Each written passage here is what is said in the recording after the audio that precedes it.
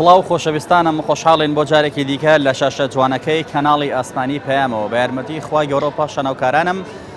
بووینە میۆنی ماڵەکانتان بۆ پێشکەشکردنی ئەڵلقەیەکی نوێ لە بەرنامەی پەیامیتەوە.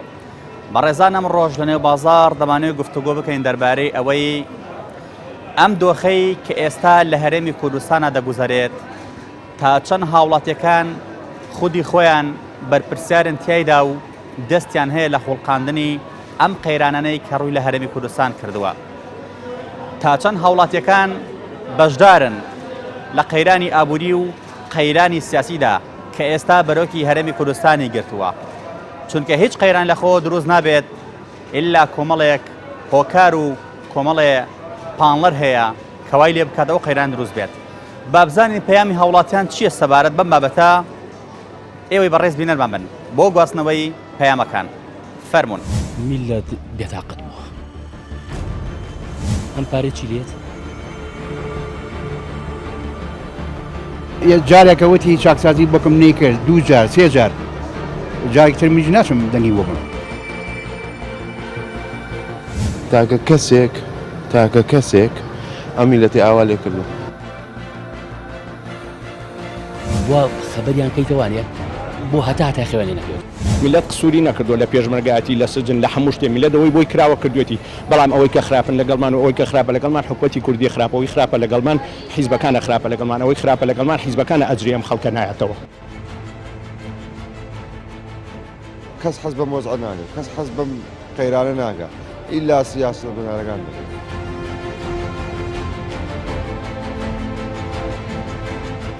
تەنها خزمەت گوزاری دەوێت بژی، ئەوی تر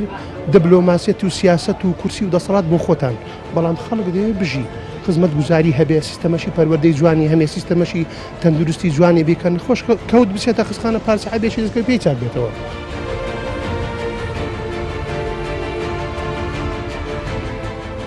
بەڕوون و ڕاشکاو داوای لێبوردن لە هەموو خەڵکی کوردستانەکە. ئێمە چین بانکی هالێک بانک لە تووشیا ئەکتیڤەکەین، بەڵام هەشتا بانکی هەرێمی کوردستان هەیە ئەچین ماهێپوتیەکەین، ئەچین ئیفلاسی پێەکەین بەداخەوە. لە بەڕێستە پرسم ئەم دۆخەی کە ئێستا خەڵکی تێدایە تا چەند خەڵکەکە خۆی دەستی تیایدا هەیە و بەرپرسیارەتی؟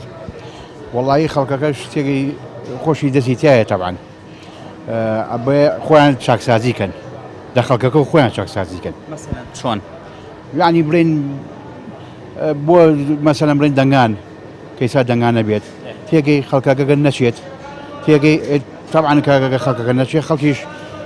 تێگەی حکومەتی بەخۆیەتەوە، تێگەڵی خەڵکە باشە بۆ دەنگ نایە بە من، تێگەی ئەوەی مەسەلەکە. پێ دوایە بە نەچوونی خەڵک بۆ دەنگان حەلی چارەسەری کێشەکان بکات؟ وەڵای حەلی هەیە، بەڵێ ئەتوانی خەڵکەکە نەچێت، تەبعاً ئەگەر خەڵک نەچێت و حیزبەکانی ژێنەوە بە خۆیانە، تێگەی ئەم خەڵکە بۆ دەنگ نایەن بێمە، تێگەی ئەوەیە مەسەلە. تۆ پێ دوایە ئەم دۆخەی کە هەرێمی کوردستان تێکەوتووە لە ڕووی ئابووریەوە لە ڕووی سیاسیەوە خەڵکەکەش دەستی تێیدا هەیە و بەشدارە؟ وەڵێ تەبعاً دەستی تێیە. ئەی من ئەگەر دەنگ نێم بە حیزبە، دەنگ نێم بە فڵان حیزب فیسا حیزب، تێگەی یەک جارێکە وتی چاکسازی بۆکم نەیکرد، 2 جار 3 جار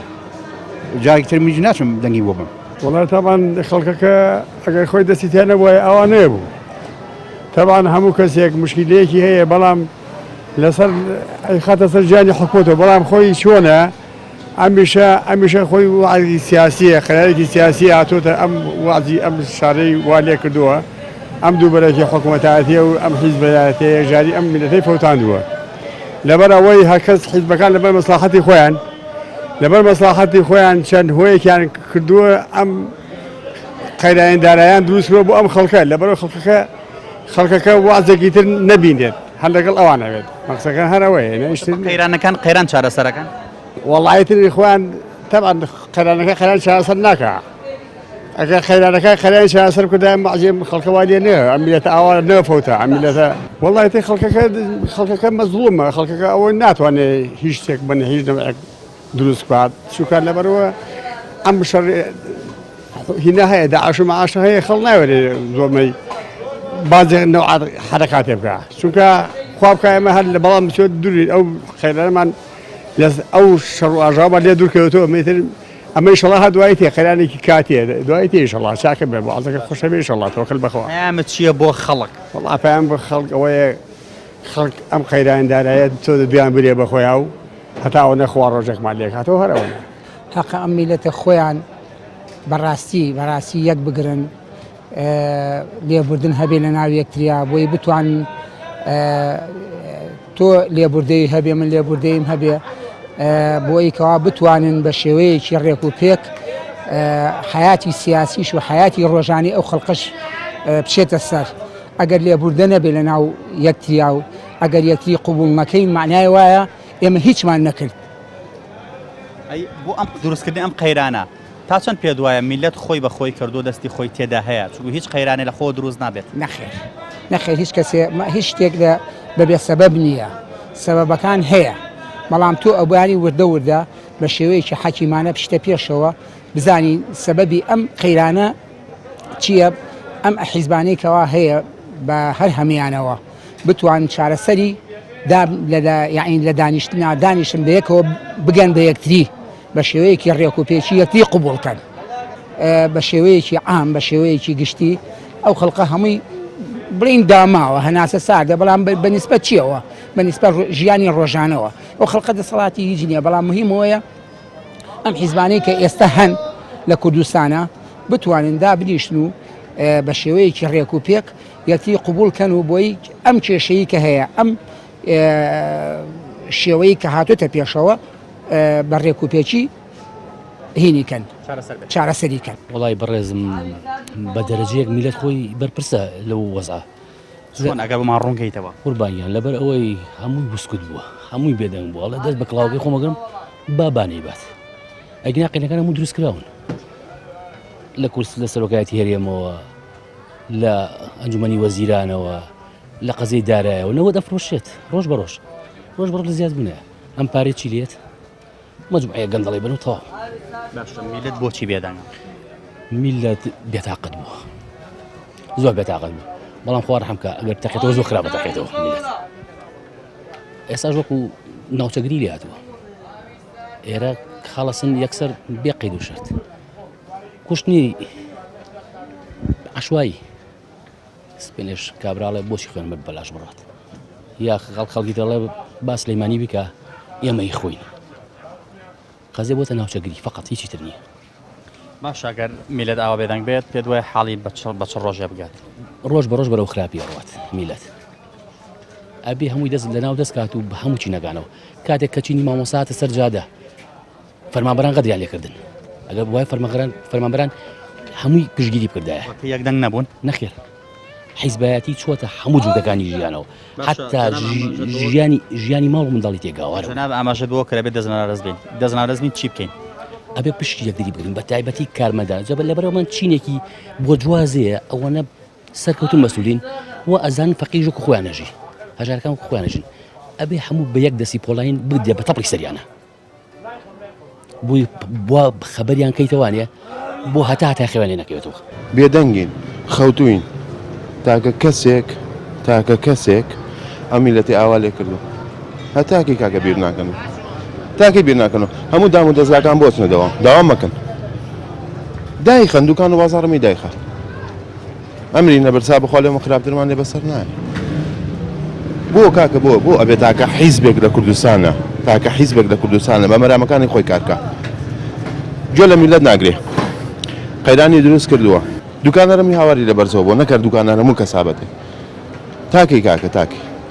با بە وەرنە سەر جادە چیمان لێ خۆقابل ئەمان کوژن با بمان کوشن یەک جار بمرین وەک لێ هەموو ڕۆژێ بمرین یەک جار بمرین وەک لێ هەموو ڕۆژێ بمرینەوە هەموو ساتێکمان مردنێکە ئای مناڵەکەم نەخۆشە بارم نییە بیبم بە عیادە ئای ئەوەم نەما کاکە هەتاکەی میلەت سەکەوتۆتە بەر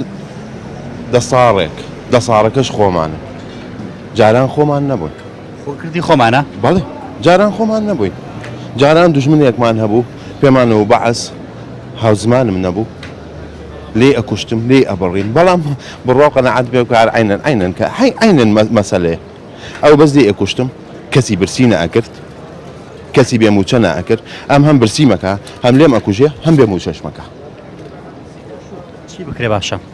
وەڵا هیچی بکرێ باشە وڵا ئیتر پێیان بڵین بەسە بەم وشەیە کۆتاییە بەم وشەیە کۆتایی وشە یعنی نازانین چی بکەین حچی شتە گیرای بەر بەس منەوە ئاڵێم هیچ هەموو دەستگایە داوام نەکەن ئەگەر ڕاست ئەکەن هەت دەمی هەست کەسێکەکەیتە وڵا حکوومەت گەندەڵە حکوومەت وایە حکوومەت موچە نانێرێ حکوومەت قەیرانی دروست کردو داوام مەکە بەخوا لەوە ڕەزیلتر نابی کە داوامەکەیت بێ موچە داوامەکە لە ماڵ و دانیشە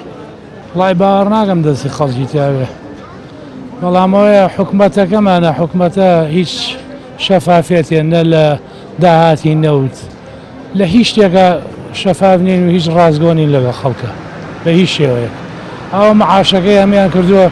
بە ڕبع معاش ئەگەر ئەم خەڵکە خەتا خەڵکیشی تایە بەس زۆر نا پێشتر کە موچیانەیە بە خەڵک موچەی تایانەیە بە خەڵک هیچ قسەی ناکرد ئەگەر پێشتریش ئاوایان لێ بکردە ئەم پارەیەکەم کرایەوە هەر خەڵک قسەی ناکرد بە خەتای خەڵکیشی تایە بەس حکومەت زیاتر بەرپرسە لە مۆزە باش ئەگەر خەڵک ئاوا ژیانی بگوزارێت حکومەتیش ئاوا بێباک بێت پێ دوایە ئیتر ژیانی خەڵک بەرەوکوێ بڕوا وەڵی ژیانی خەڵک زۆر کەسەیە بەرەو بن بەستە ڕا بەڕاستی زۆر کەس هەیە ئێستاگە لەوانەیە احتیاج بێ بە ژەمێک خواردن لەوانەیە 250 پێ نەبێ بێتە بازار بە هیچ شێوەیەک خەڵک ڕازی نییە لە مۆزعە بەڵام مەڵێشی ئەمڕۆ تر وەزعەکە وای لاتەوە خەڵکیش چی بکات یعنی ئەڵێ ئەمە باشترە وەک لە پێشووتر یان کەسانێکی وەکو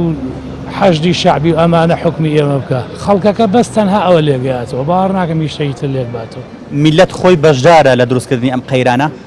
بەشێکی بەڵێ بەشێکی بەشدارە میلەت خۆی بەشدارە وەڵا پەیامت چێ بۆ خەڵک وەڵا پەیامەوەیە خەڵک ئابە مۆزعە ڕازی نەبێ بەڕاستی شتێکی ڕاز نییەوە لەم خەڵکاکەن خەڵکی ژەبێ هەڵوێستی هەوێ بەڕاستی هەڵوێستی هەبێ کابرا چۆن ئەتوانێت بشی 500,000 کرێخانە و با و 250,000 داهاتی هەبێت لە مانگێکە جاری وای بە 2 مانگ جارێ ئێستا خانە نشینەوە 3 مانگ و قسوورە معاشی وەرنەگرتووە کابرا خانە نشینە چەند ساڵ لە دایرە بووە خزمەتی کردووە تا ئێستاکەوە تا لە ڕەمەزان و لە پێش ڕەمەزانە تا ئێستاکە معاشی وەرنەگرت چی بکات یعنی کابرا قوربان ئەوەی لەسەر میلەت بوو میلەت کردی میلەت لە ساڵەکانی 60ەکانەوە لە 50کان و میلەت هەوڵای بۆ ئەم حیزبانە خاصن بۆ پارتی دیموکراتی کوردستان لە دوایەوە کە لە ساڵی ئیتر لە 75 و 76 دروست بۆتەوە میلەت هەوڵەیە میلەت قسووری نەکردو لە پێشمەرگایەتی لە سجن لە هەموو شتێ میلەت ئەوەی بۆی کراوە کردوێتی بەڵام ئەوەی کە خراپن لەگەڵمان و ئەوەی کە خراپە لەگەڵمان حکومەتی کوردی خراپەوەی خراپە لەگەڵمان حیزبەکانە خراپە لەگەڵمان ئەوەی خراپە لەگەڵمان حیزبەکانە ئەجری ئەم خەڵکە نایەتەوە باشە هیچ قەیرانە بەبێ هۆکار دروست نابێت کۆمەڵی فاکتەر هەیە لە پشتیەوە کاتێکیش کە ئەمانە قەیران دروست ئەکەن چپاڵ پشتێکیان هەیە لە دروستکردنی قەیرانەکانە مەحوی شعرێکی جوانی ئەڵێ من بە خەم ڕاوەکەم ئەم شەو شعری توای هەیە مەحوی زۆر جوانە ئەمانی قەیران بە قەیران ڕاوەکەن ئەم شەو قەیرانێک گەهێنێتەوە بۆی قەیرانێکەکەی پێداپۆشێ باشە ڕاستە مەسەلەی داعشەیە ڕاستە مەسەلەی ئەم ئاوارەشتانە هەیە بەڵام پارەی کوردستانی شکەم نییە بەڵام واریداتی کوردستانی شکەم نییە بەڵام ئەوەی کە دەست کوردستانی ژەکەوێ کەم نیە ئەی بۆ پێشتر پێشی ژیانی نوین ئەی بۆچی ڕۆژێک لە ڕۆژان وەکو هەموو ماڵێکە زەخیرێک بۆ خۆیەکە شتێک بۆ خۆیەکە بۆچی ڕۆژێک لە ڕۆژان ئەمانی شتێکیان پاشەکەو نەکرد ئێمە لە ساڵی 2023 پارەی حکومەتی عێراقیەتە ئەم وڵاتەوە بەم شەی وایوانە ئەجا پێم بڵێ ئەم هەموو هینانە کە دروست بوو ئەم هەموو سەرمایه‌دارانە دروست بوو ئەم هەموو ئەم عیمارە گەورە شقە گەورانەمە لە دوبەیەوە هێنای لە ئیماراتەوە هێنای لە تورکیا هێنای لە چۆیەنە هەمووی پارەی میلەتێ سانتی جەنابتە و سانتی جەنابمە بەڵام بۆ ئەوانیان بەش کردو ئێمەیان لێ بێ بەش میلەت بۆچی بێدەنگە ئەمە قبوڵەکە ئەرێ میلەت سەرجادەی گر ئەرێ میلەت سجنی کرد ئەرێ میلەتیان بەرشەقا ئەرێ میلەت تەنکەری سووتان ئەرێ حەڤەی شوباتی کرد باشە ئیتر میلەت چی بکە یعنی خوارە وەژەکرێ ئەی نەفەسمان کورتە نەوەڵا نەفەسمان کورد نییە نەمەسمان درێژە ئێمە بەڵامی ترەوەی لەسەر میلەت بوو کردی میلەت مەسیجی خۆی گیانکە کە گیان من بە تۆڵم تۆ غەڵەتی جارێ 2 جار 10 جار 20 جار کە خۆچانە کرد میلەت چی بکە یعنی لە مەزدەست هەیەمە بۆ خەڵک چییە تا هۆشار بنەوە بەڵێ وڵی خەڵک وشیارە خەڵک قسووری نەکردو خەڵک هەمووی ئەتەرنێتەیە فەیسبووکەیە تەلەڤیزیۆنەکانە هێشتەکانی خەڵک وشیارە بەڵام ماوەتەوە سەر ئەوانە بێ ئەوان خۆیان چاکەن ئەجینا خەڵک قسووری نەکردو خەڵکەوەی لەسەرێتی کردوێتی بەخۆی شعب بەشدار نییە لەو قەیرانە هەر حکومەت قەیرانی دروست کردیال و شعب خەڵک خۆی بەشدار نییە لەوەی کە حکومەت ئەمە بە خەڵک بکات بۆ نمونە حکومەت کاتێک کە دەبینێ خەڵک لەوانەیە بێدەنگ بێت خەڵک لەوانەیە هیچ نەڵێ خەڵک ئەم هەموو قەیرانی بەسەرات و بێدەنگ ئەبێت حکومەتی زیاتر ئەم قەیرانە دروست بکات مەبەستم بێدەنگی خەڵک هۆکار نیە بۆ دروستبوونی قەیرانەکان کە خەڵک بێدەنگ بێت قەیرانەکە زۆرتر دەکێشتەوانی دۆم دەکات بەس هەکە بێدەنگ نەبن مەسەڵەن قسە بکەن یان محاولە بکەن بەلکە چارەسەر بێت چونکی هەیە مەسەڵەن پێشمەگە دەشتە داوامی خۆ معلم دەشتە مەدرسە هەیەکی داوامی خۆی دەکات بەس ڕاتب کێم ڕاتب دەدەن و ئەوە باش نییە ینی زوو چارەسەرکەم باشترە ینی حزب سیاسی بگیانە ئینتیفاقەت حکومەت ئەویشە چارەسەرکرد باشترە و قەیرانە پەیامت چێ بۆ خەڵک والله پەیامم والله پەیام ئەوەیە حەز دەکەم ینی ئەو قەیرانە هەلستت و حزبەکە پێک خۆش بن و حکومەت پێک خۆش بن و دانیشن لەسەر یەک کورسی لە ماڵی کوردی و خەڵک دەستی چی تیا چۆن ها خەڵک داماوە سەرێکی موچەخۆرە لە بەیانیەوە هەتا نیوەڕۆ ئێستا خۆم دەوام هەیە لە بەیانیەوە هەتا شەو ڕۆژێک لە دەوامم شەو ڕۆژێ لە ماڵ ئەو شەو ڕۆژێکە لە دەوامم نیو مەعاشمەیاتێ نیو مەعاشەکە بەشی چیەکە کەس حەز بە مۆزع ناکە کەس حەز بەم قەیرانە ناکە ئیلا سیاسە بەدارەکان دەبێت ئیلا دەستی سیاسە بەدارەکان ئەویش یەک تاک بە تاک دەستی ئەوی تیا هیچ کەسێکی تیا نیە هیچ خەتای میلەتی تیا نییە هیچ خەتای میلەتی تیا نییە کابرا سەرێکم مەعاشی نیوەیە قولێ قوبوڵەکە چۆنە بێشتیوە کابرا یعنی پارەی ژیانی هاوڵاتیەک دابین ناگا کە قوتی ماڵ و مناڵێتی خواردنی ماڵ و مناڵێتی ئەمە هەتاکەی خەڵک سەبری گوێ هەتاکەی ئەم نیو موسێ قوبوڵ کرێ هەتاکەی ئەم بێ سەرۆکیە بێ لایەنیە بێ کەسیە لە کووردا قوبوڵ کرێت قەیرانەکان بەرۆکی خەڵک بگرێتەوە پێت وایە ژیانی خەڵک بەرەوکوێ بچێ وڵا ژیانی خەڵک بەرە دۆزەکەت هیچ شوێنیگە ناچێت هیچ شتێکی تیان نییە پەیامت چێ بۆ خەڵک وەڵی داوا لە خەڵکەکەم هەتا داوایان لێ یەکەم کە ئەمە کۆتایی پێبێن یعنی ئەم قەیرانە کۆتایی پێبێنن ئەگەر هەر بە هەڵسان یان شۆڕشیش نەبێ بە دەنگ بێن بە حەق تا هیچ میلەت خۆی دەستی تیان نییە بەڵام ئەوەیە میلەت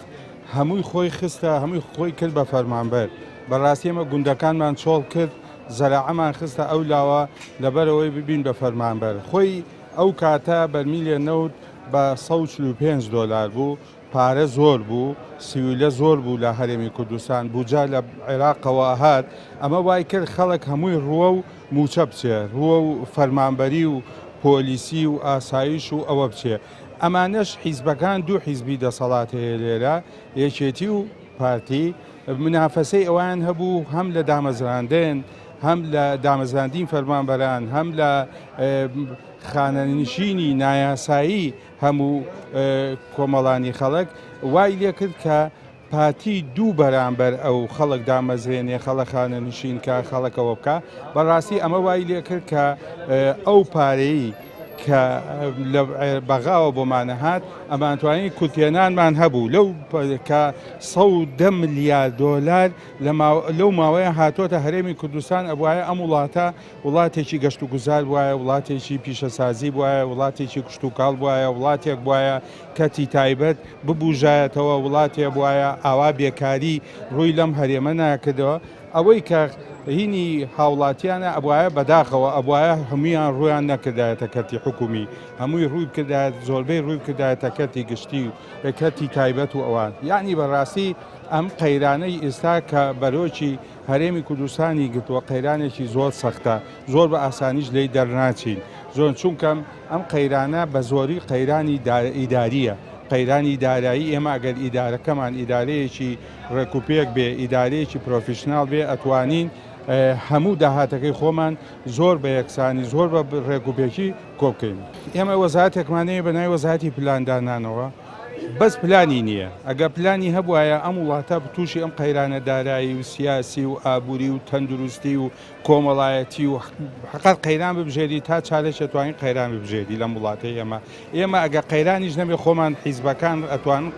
ئەچن قەیران دروست دەکەن بۆ ئەوەی کۆمەڵێ کێشەی اقتصادی کێشەی دارایی کێشەی تەندروستی لە بیر کۆمەڵانی خەڵک وەرنەوە ئەمە وای کرد بەڕاستی هەموو ئەم وڵاتەیەمە وڵاتێکی وشیار نییە، وڵاتێکی بە ئاگا نییە، وڵاتێک نییە کە پاشەکەوت بکە، وڵاتێک نییە کە بتوانێت بانکەکان ئەکتیڤکە. ئێمە چین بانکی هالک بانک لە تورکیا ئەکتیڤەکەین، بەڵام هەشتا بانقی هەرێمی کوردستان هەیە ئەچین ماهپوتێکەکەین، ئەچین ئیفلاسی پێەکەین. بەداخەوە ئێستا لەم وڵاتەی ئەمە ئەو بانقەی کە بتوانێ هەڵسوورێ، ئەو بانقی کە بتوانێ بە بانکەکانی دنیاوە هین بگێ بانقی کوردستانی نێودەوڵەتی ئەوی سەر بە پارتیە، چی داهاتی ئەم وڵاتەیە، چی قوتی ئەم وڵاتەیە ئەچێتە ئەو بانکەوە. تۆش 88 بانقی هەیە، حکوومەتەکە نەیتوانیوە دوو بانک ئەکتیڤ کا وەکو بانقی کوردستانی نێودەوڵەتی بۆ ئەوەی ئەو پارەیە کە لە نەوتەوەیە بچێتە ئەوێ، ئەو پارەی لە زەریبەوەیە بچێتە ئەوێ، ئەو قوتی ئەم خەڵکەی کە هەیە بچێتە ئەوێ بۆی شەفافانە تەوزیع بێەوە. بەڵام بەداخەوە ئەم حکوومەتەیە ئەمە حکوومەتێکی ناشەفافە، حکوومەتێکی نائیداریە، حکوومەتێکی پلانی نییە، حکوومەتێکە بەڕاستی لە ئاستی پلانی استراتیجی نییە بۆ ئایندە چی بکەین، بە ئیتمامی نیاوە بە کەرتەکانی تر، ئیتمامی نیاوە بە کەتی تایبەت، دیسا ڕێژەی بێکاری بزانە بەرەو هەڵکشان نەچێ، ڕێژەی هەژاری بەرەو هەڵکشان نەچێ، ینی ئەمانە هەموو ڕێژەکان نەهامەتیەکان هەمووی بەرەو هەڵکشانێت. بێدەنگبوونی خەڵک لە هەر وڵات و لە هەر ناوچەیەک و لە هەر شارێکدا هەبێت، پێدوانیە ڕێگە زیاتر خۆشەکە بۆ حکوومەت بۆ ئەوی زیاتر گەندەڵی بکات. نەخێر بێدەنگبوونی خەڵک بێدەنگ نەبووە، بەڕاستی خەڵک لەسەر مەسەلەی گەندەڵی ئەوە چەندین گەنج لەسەر مەسەلەی گەندەڵی و لەسەر مەسەلەی چاکسازی لە قەڵازیە و لە گەرمیان و لەم لاولولا شەهید بوون. وای لێ هاتووە کەس خۆی ناکا بە خاوەنی، ئەوەی خۆی کا بە خاوەنی ئەڵێ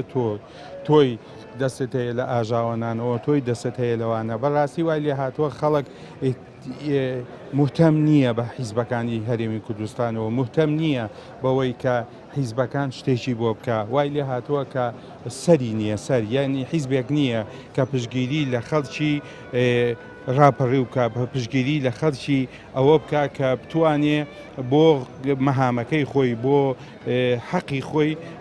دەنگەڵ بڕێ. کەس نییە پشگیری لێ بکە، لەبەرەوە خەڵکیش وای لێ هاتووە دەستی کردووە بە کڵاوەکەی خۆیەوە بانەی باو بۆی لە بەت شا بمرێ. دوا پەیامەت چێ بۆ خەڵک؟ وڵی هیوادارم خەڵک ئیتر بیر لەوە بکاتەوە، ئیتر ئەم حکوومەتە پلانی نییە، هەوڵ بین خۆمان ڕێک بخەین، خۆمان ئەوە ڕێک وا بکەین کە بتوانین ئەم خەڵکە لە ئاستی پێویستا بێ. بەڵام بەداخەوە خەڵکەکە هەموو شتێکی پێقوبوڵە، خەڵکەکە ئەم بچێتی پێقوبوڵە، خەڵکی تێگەن نادیموکراتێتی پێقوبوڵەوە. چەند ساڵە حکوومەتی هەرێمی کوردستان هەیە تاکو ئیستا دیموکراتێتی بەرجەستە نەبووە، نەوەکو دیموکراتێت ئەوە نییە هەموو دیموکراتێت بەرجەستە بوو بێت، بەڵام سەرەتای دیموکراتێت بەرجەستە نەبووە. من یەک نمونە بۆ جەرمەوە لە ساڵی نەوەکانە 94ەوە 320,000 موچەخۆر هەبوو لە هەرێمی کوردستان، ئیسا 1,400,000 موچەخۆر هەیە لە هەرێمی کوردستان. دە بەرامبەرە. یعنی من مەقسەم چیە؟ مەقسەم وەیە ئەبێ حکوومەتی هەرێم لەوە بیر بکاتەوە لە 320,000 موچەخۆرەوە چۆن گەیانیە 1,400,000 موچەخۆر. طبعا ئەو قەیرانە من بەڕای من دروست کراوە. مۆزوعی پارە زۆرە سیرکە لە یەکەم ڕۆژی سەرهەڵدانی باسکردنی سەرۆکایەتی هەرم بە سیستەم بکرێ و بە یاسایی بکرێ، ئەم قەیرانە سەری هەڵدا، قەیران نە دوو قەیران بۆی خەڵکەکە شتی لەبیر بچێتەوە. قەیرانی پەرلەمان و قەیرانی دارایی و قەیرانی نەبوونی کارەبا و قەیرانی خزمەت گوزاری هەرچی هەیە لە وڵاتە دروست کراوە. بنا پارە زۆرە. تۆ ئەگەر هاتیتەوە بۆ خزمەتکردنی ئەم وڵاتە ئەم نیشتیمانە لە پای چی؟ هەموو قەیرانت بەسەر ئەم ملەتەدا هێناوە. تۆ لەم ڕۆژەیە کە سەرکردایەتی وڵاتێکت گرتە دەست هەر کەسێکە من حەقی ناو نایەنم، بەڵام ئەبێ بۆ ملەتەکەت خۆشگوزەرانی منەتی چی ناوێ، تەنها خزمەت گوزاری دەوێ بژی، ئەوی تر دیبلۆماسیەت و سیاست و کورسی و دەسەڵات بۆ خۆتان، بەڵام خەڵک دەوێ بژی، خزمەت گوزاری هەبێ، سیستەمەشی پەروەردەی جوانی هەمێ، سیستەمەشی تەندروستی جوانی بێکەن، خۆش کەوت بچێتە خستخانە پارچە بێشی دەستکەوت پێی چاک بێتەوە. میلەت بێتاقەت بووە. ئەم پارەی چی لێت؟ جارێکە وتی چاکسازی بۆکم نەی کرد، 2 جار 3 جار جارێکتر میج ناچم دەنگی بۆ بم. تاکە کەسێک تاکە کەسێک ئەم میلەتی ئاوا لێ کردو. بۆ خەبەریان کەیتەوانە بۆ هەتا خێوانی نەکرێت. میلەت قسووری نەکردو لە پێشمەرگایەتی لە سجن لە هەموو شتێ میلەتەوەی بۆی کراوە کردوێتی، بەڵام ئەوەی کە خراپن لەگەڵمان و ئەوەی کە خراپە لەگەڵمان حکومەتی کوردی خراپەوەی خراپە لەگەڵمان حیزبەکانە خراپە لەگەڵمان ئەوەی خراپە لەگەڵمان حیزبەکانە ئەجری ئەم خەڵکە نایەتەوە. کەس حەز بە مۆزع ناگات، کەس حەز بەم قەیرانە ناگات ئیلا سیاسەت بنارەکان دەکەن.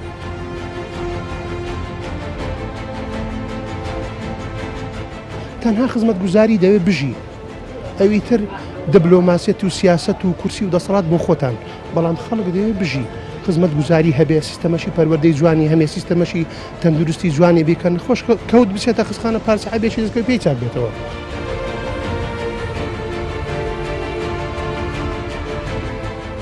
بەڕوون و ڕاشکاو داوای لێبوردن لە هەموو خەڵکی کوردستانەکە.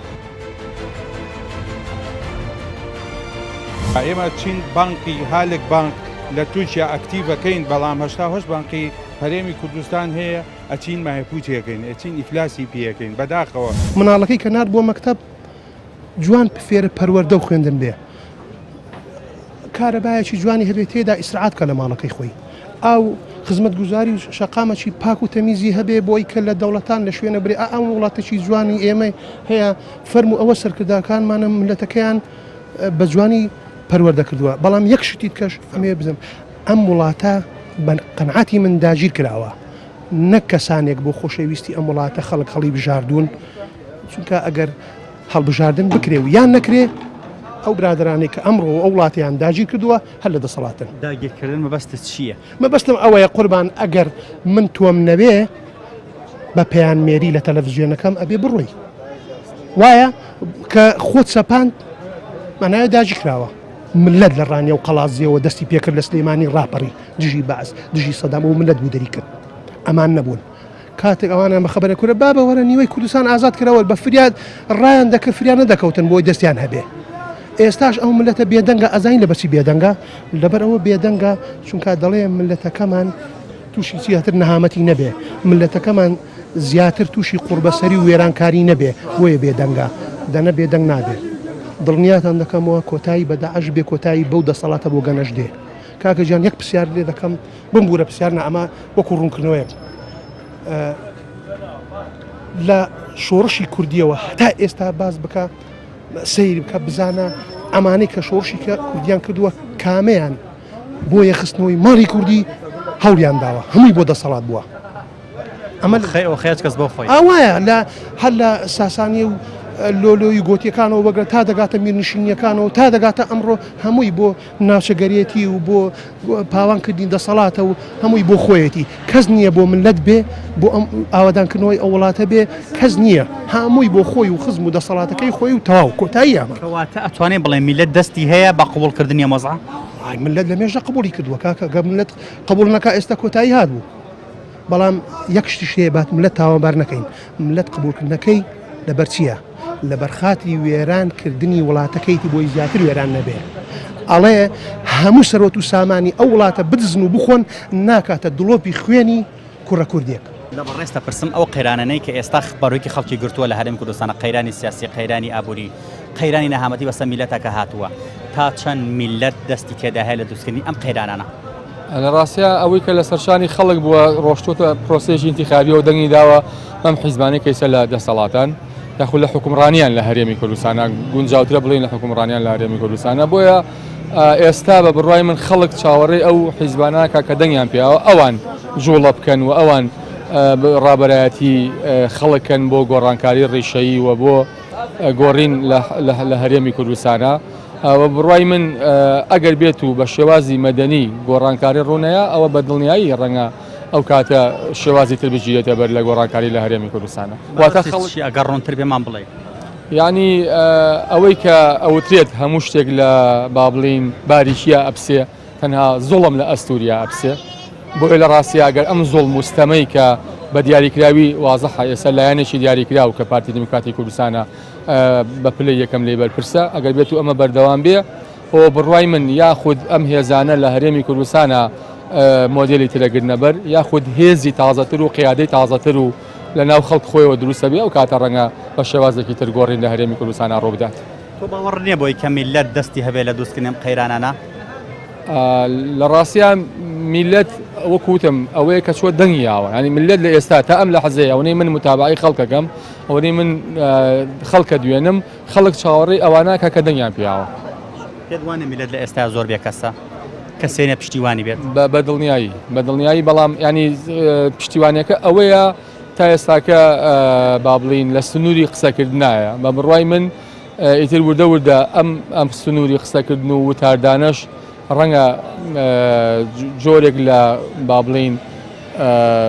جۆرێک لەوە بێت کە ئیتر دەسەڵاتیش یاخودە و حیزبەی بە تایبەتی پارتی دیموکراتی کوردستان دەسەڵات هەیە زۆر گوێی لێ نەگرێ بۆیە لە ئەگەری گوێنەگرتن لە ڕەخنە و لە قسە ئەبێت بە بڵێ شتێکی تر بچیتە بەر. باشە میلەت چۆن ئەتوانێت مافەکانی خۆی بەدەست بێنێت لە ڕێگەی چیەوە ئەتوانێت دەنگی زوڵاڵی هەڵبڕێت ناڕزایەکانی دەربڕێت دەسەڵات ناچار کات کە چاکسازی بکات میلەت پەنا بۆ چی بەرێت بە چ میکانیزمێ ماکرێت؟ لە ڕاستیە لە سیستەمە دیموکراتیەکانە لە ڕێی پەرلەمان و لە ڕێی ڕێکخراوەکانی کۆمەڵگەی مەدەنی و واتە گروپەکانی فشارەوە ئەکرێ بەڵام بە هیچ پێوەرێک ئەم سیستەمەی لە هەرێمی کوردستان هەیە سیستەمێکی دیموکراتی نییە ئەم سیستەمەی لە هەرێمی کوردستان هەیە سیستەمێکی تۆتالیتاریە لە ڕاستیە پەرلەمانی پەخستووە و ڕێکخراوەکانی کۆمەڵی مەدەنی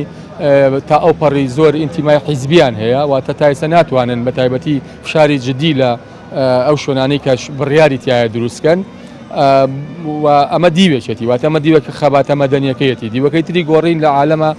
دیوە خەباتەکەی ئەوەیە کە بیلەت و موتیژی بکرێتەوە واتە گۆڕین لە ڕێگەی چه شۆڕشەوە بێت چه ڕاپەڕینەوە بێت چه فشاری جەماوەری سەرشەقامەوە بێ مانگرتن بێ ئەمانە ئەداتەکانی چاکردنی ژیانن لە هەموو دنیا بەپێی ئەو سیستەمە حکومڕانیە دێت ئینسان ئەتوانێت بەپێی مۆدێلی هەرێمی کوردستان جۆرێک لە خەبات بدۆزێتەوە بۆ گۆڕانکاری ڕیشەی لە هەرێمی کوردستانە. کامیان شیاون بۆ ئێستا هەرێمی کوردستان؟ من خۆم لە ئەنگری لە ڕاستی ئەو پەڕی خەباتی مەدەنی و خەباتی ناتۆ موتیژیم و خەباتی با بڵین پەرلەمانیم ئێمە حیزبێکین خۆم پەرلەمانتارم ئێمە بڕوامان بەوە هەیە ئەبێت بڕوامان بەوە هەیە دەبێت لە ڕێی پەرلەمانەوە خەباتێکی مەدەنی گۆڕانکاری بەسەرابێ بەڵام ئەمە بە دڵنیایی وەکوتم ڕەنگە ئەمە حەزی من بێ خواستی من بێ یاخود ئامانجی من بێ بەس ئامانج لەگەڵ واقعا هەموو جارێک دەگرێتەوە. پەیامت چیە بۆ خەڵک؟ لە ڕاستیان پەیامی من بۆ خەڵک ئەوەیە کە هەمیشە لە هیچ کاتێکە بێدەنگی هەڵ نەبژێرن و هەم پێداگر بن لەسەر مافەکانی خۆیان بۆ بڕوای من محاسبەی هەموو ئەو لایەنانەشکەن کە دەستیان هەیە لە دروستکردنی ئەم وەزعە و ئەم قەیرانانیان دروست کردووە و بێگومان محاسبەی ئەو لایەنانەشکەن کە ئەوان بەدێنەری خۆیان ێزانن و چاوەڕەوانی ئەویان لێەکەن کە با بڵین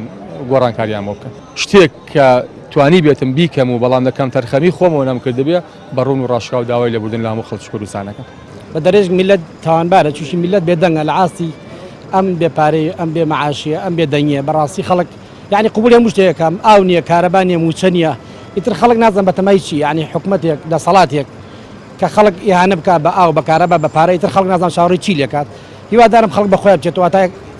کەی بێدەنگە ئەم بێدەنگیە خەڵک من وەکو خۆ باوک شێدگەرمیان بێدەنگ نیم لە عاسیم نەعەدالەتێ من 6 ساڵە هاوارەکەم ئەم دەسەڵاتە باچی نییە ئەم دەسەڵاتە خەڵکە کوژێ ئەم دەسەڵاتە هیچ کێشەی نییە ئیتر خەڵک بەم شتێ قەنەعەتەکە زۆر سەیرە نۆ خەڵکە داوا لە خەڵکەکەم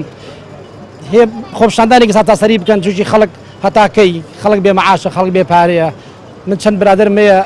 لەبەر بێ موچەی بێ مەعاشی ناتوانن شتەکەی ماڵەوە داهاتەکەیان بۆ خەرج ناکرێ بەڕاستی یعنی ڕۆژانە کێشەی کۆمەڵاتی دروست بووە لەناو پۆلیسە لەناو دام دەستگاکانی حکومەتە خەڵک هەمی بێتاقەتە خەڵک هەمووی ڕوبەڕووی ئەو بۆ تۆ کە ژیانی ماڵ مناڵی لەدەستدا ینی لەبەر ئەم دەسەڵاتەش کۆمەڵێک قۆرخیان کردووە هیوادارم خەڵک بێدەنگ نەبێت تا کەی من لە 2011 ئەم دەسەڵاتە ئەزانم گەندەڵە نەعەدالەتیەکات هیوادارم خەڵکی تا ئێستا بێدەنگ نەبێت لەوە زیاتر. واتە میلەت خۆی دەستیە لە دروستکردنی قەیرانەکانە بە دەرەجەیەک میلەت حەزکا بە ڕۆژێ بە بازار نەکرێت و با لە هەموو کوردستانە ڕۆژێ بازار نەبێ ڕۆژێک خەڵک بامان بگرێت لە ماڵۆنیێتە دەروی ینی ڕۆژێ چیتە خەڵک وا 2 ساڵام قەیرانە بەدەست میلەتەوە یعنی بەدەست ئەمە ئیشی خوای نییە ئیشی میلەتە ئەم دەسەڵاتێ بەڕاستی حکومەتێکی شکستخواز و حکومەتێکی یعنی حکومەت نییە ئەمە تەنیا قۆڕەقاریە و کۆمەڵی بەڕێوە بن و خەڵکەکەش بێدەنگە سەری و خەڵکەکان لەو بەرزیەوە یان نانە ناو خەڵکۆ تەنیا لەناو سارێ جامڕەش و لەناو ئەم بینا بەرزانە و سبلیت و کارەبای چاچیانێ هیچ باشیان نییە. ئەگەر میلەت هەر بێدەنگ دانیشێت دەرەنجام چی ڕوەدا؟ خەڵک ڕازیە دیارە ئەم خەڵکە ڕازیە میلەت دیارەمان خەڵکیان تاقی کردو بە هەموو شێوە موچەی مامۆستا موچەی کەمەندامان موچەی شەیدان موچەی پێشمەرگە موچەی یعنی هەموو موچێ تاقیرەکەن حەد سەری خەڵکەکەن خەڵک بێدەنگە هیوادارم خەڵک هەتا ئێستا بێدەنگ بە بێدەنگ نەبێت تووشی با ڕۆژێک خەڵک هەمی لە ماڵە نێدە دەرەوە قابلش چی بێت با حکومەتە دەسەڵاتە بزانێت خەڵکە تووڕەیە بە کارەبا خەڵک تووڕابێ هەری باشی نییە خەڵک بە هەموو شتێ تووڕابێ هەر باشی نیەم دەسەڵاتە هیوادارم خەڵکی تر لەمە زیاتر قبولی نەکات بەسە یعنی ئێمە 24 ساڵە ئێمە حکومڕانیە کرێت هەتا ئێستا کارەبانیە تا ئێستا ئاونی ئەمانە تەنیا بۆ ژیانیشی خۆیان و ماڵ مناڵەکان ئەو خەڵکیان پەرایش کردەوە خەڵکی هیوادارم ئیتر لەوە زیاتر بێدەنگ نەبێت. میلەت بێتاقەت بووە ئەم پارێ چی لێت؟ جارێکە وتی چاکسازی بۆکم نەیکرد 2 جار 3 جار جارێک تر میج ناچم دەنگی بۆ بم.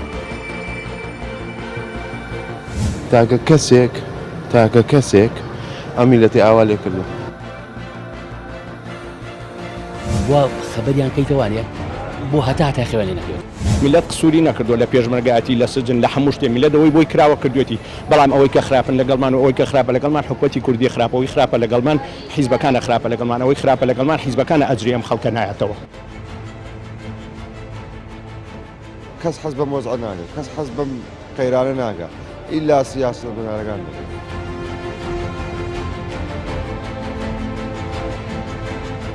تەنها خزمەت گوزاری دەوێت بژی ئەوی تر دبلۆماسیەت و سیاست و کورسی و دەسەڵات بۆ خۆتان بەڵام خەڵک دەوێت بژی خزمەت گوزاری هەبێ سیستەمەشی پەروەردەی جوانی هەمێ سیستەمەشی تەندروستی جوانی بیکەن خۆش کەوت بچێتە خستخانە پارچە عەبێشی دەستکەوت پێی چاک بێتەوە.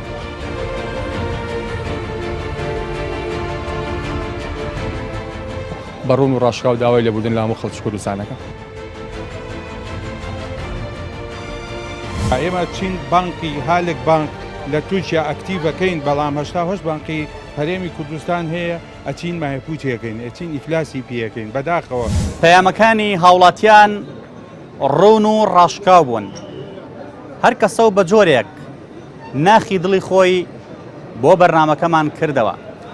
هەندێک پێی وایە بەڵێ میلەت دەستی هەیە لە دروستکردنی قەیرانەکان لە هەرێمی کوردستاندا